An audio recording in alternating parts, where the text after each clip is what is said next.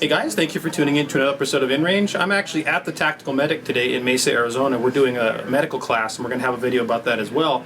But I was talking to Sean, who's the owner of the tacticalmedic.com, and something I was not aware of that he brought up, and actually was brought up in the class, which kind of disturbed me, was how much of this stuff is actually counterfeit in the market. It's a big problem. Or potentially counterfeit. And so the problem is, if we say go get a cat tourniquet or go get whatever as a life-saving device, if you don't buy it from a known reputable reseller, there's a good chance you might get something counterfeit, and when you're actually trying to save somebody's life turning a windlass, you could break it or something worse. A lot of them fail. Okay, so what's going on here? Well, the generation of cat tourniquet that the military was issuing, I'm not sure what they would call it, possibly the Gen 6 or something like that. It's the North American Rescue is the sole authorized distributor of the product in the U.S. They came out with a counterfeit of this of the military tourniquet, which would have been the black one. Sure. And they're really clean. Mm-hmm. They actually look nicer than real cats. And that's actually kind of a giveaway. The packaging is too nice. Really? Real cats come in crappy cellophane packaging because you're supposed to take it, rip the packaging off. Yeah. So that's kind of the giveaway. So the packaging was very temporary. Yeah, they use the cheapest packaging they can just to keep everything together in shipping. Shrink wrap. And so the bootlegs, a lot of them are in nice clamshells or they're in a nicer bag. Interesting. And so that's almost the first giveaway, is that they're too well packaged. But like the soft T wides, there's bootlegs of those. The rat tourniquet, there's bootlegs of those. Pretty much all the tourniquets. I think where you're more of an issue is the cat tourniquet, because the plastic, the windlass is plastic, and as you know, my background was plastics, and when you say plastic, it's kind of a general, everything gets lumped in term. Polymer. The windlass on a cat is actually, if I'm not mistaken, some sort of a reinforced nylon material. Okay. So it has UV stabilization so that the sun's not going to kill it. It has probably long glass fiber, I think. Okay. It kind of looks like, so that it has strength. The point being is it's designed for this application in the field, and when you're turning that thing and applying a lot of pressure to stop blood flow, it's not going to snap off in your hand. And there have been a bunch of different people that have done little home tests on these things where they fail.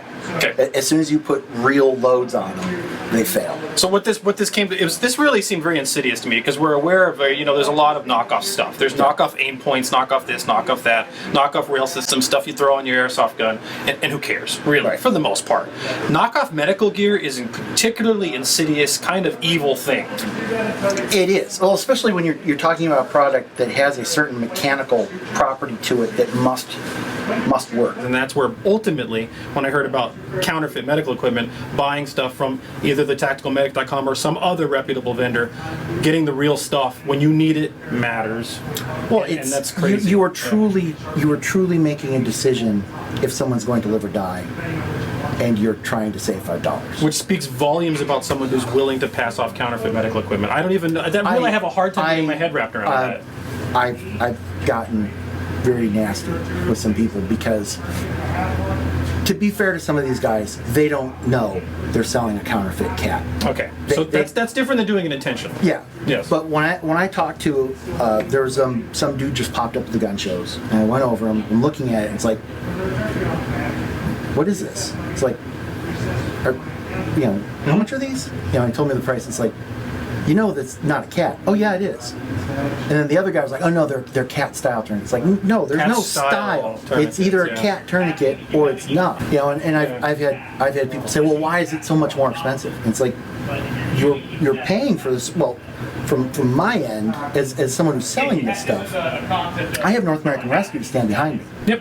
If the product fails and I haven't done anything hinky to it, the liability goes up. Right. Well, I have them to back me up by saying, look, you did something to this product, or it was outside your scope of use or whatever.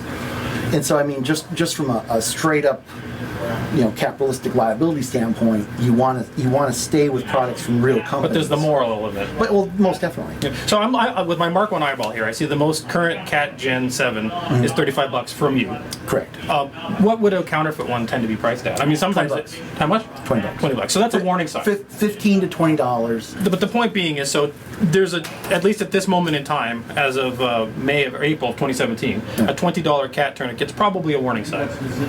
Unless it's just some blowout. A vet selling one. Crazy Bob. He got for free. Yeah, I mean, sure. All right, fair enough. But the point is, there could be counterfeit of any of this stuff, and if you're buying medical equipment, well, the version that they're counterfeiting, my price as a dealer, and that was with a minimum buy-in with the company and all this stuff, because it's not the current thing anymore. I think I can say it without getting in trouble. It was like $19 and some change. Yeah. So my cost was $20+ to my door. How is this dude selling it retail for $20? That's like the case with anything. When something's lower than it, when the price is so good to be true, good to be true, it's probably too good to be true. Yeah. But I just wanted to bring this message out for one, because in the medical world, which I think I implore all viewers to go get medical training. It's more important than your gun training. It's probably going to be more applicable in your life. Most definitely. There's more. I mean, the chance of a car getting rolled over. You can do everything right and still get hurt. We heard a story today about a guy dying because he slipped with a knife while cutting a pumpkin. I mean, this is sad and unfortunate, and that's the reality of the world we live in, much more so than a gunfight. Yeah. The point being is seek out the training, and then on top of that, make sure you get real medical equipment from a reputable vendor. Don't cheap out. This is stuff with lives on the line, literally. Well, on the training as well, especially in this day and age, I can put anybody's name into Google and get a mountain of information on it. Yeah. Before you take a class with somebody, a decent medical class is going to be more than $100. Yep.